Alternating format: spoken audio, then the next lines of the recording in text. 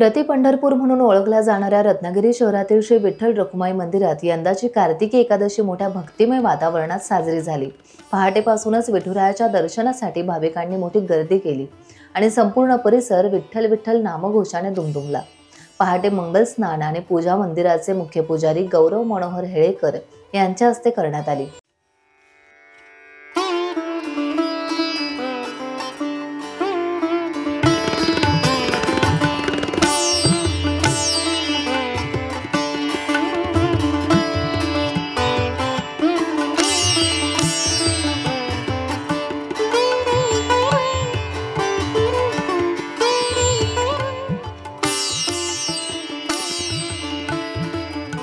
यावेळी विठुरायाला नवीन पोशाख परिधान करून आकर्षक सोवळे आणि मुकुट असा राजेशाही साज चढवण्यात आला होता।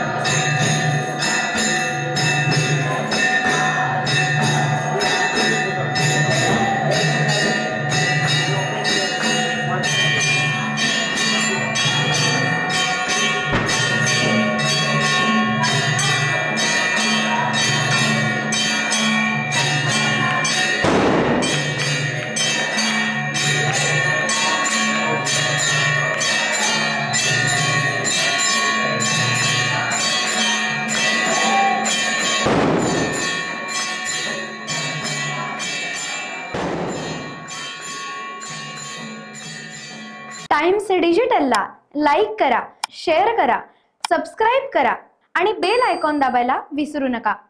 Times digital.